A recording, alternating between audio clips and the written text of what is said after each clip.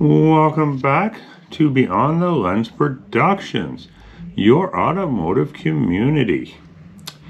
Today I'm doing something a little different. I am doing a how-to video in changing the battery in your key fob. This particular one is for a 2020 Chevrolet Silverado, and I believe it should be the same key fob from about 2019 to 2022, possibly 23. And if you have the Key Start one version, the key fob's a little bit different for that one as well. So the process for taking out the battery, I would assume, would be a little different too. So let's get started.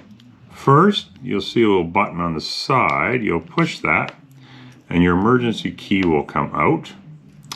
You will then take the emergency key and place it in here. There'll be a little bit of a groove here on the side closest to where the buttons are. So you're going to push that in and turn it up a bit. And you'll hear it pop. That means it's coming apart. And there you go. There's both sides. Inside you'll have like a standard button battery, type of a watch battery. You just take something sharp here. A flathead screwdriver will work. I'm using a letter opener that I have here. So that's the type of battery it is right there. It's a CR2032. So I happen to have one of those here. So the side with the writing on it and the number for the battery is the positive side. So you're going to take the positive side and place that in here on the side separate from where the circuit board is. You're going to put it in. Make sure you put it in straight here and push it down until it pops in. You'll feel it secure. Make sure it's not loose.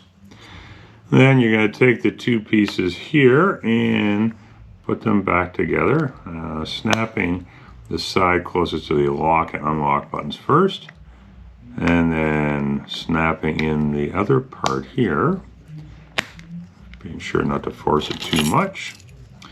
Take your emergency key and put her back in there,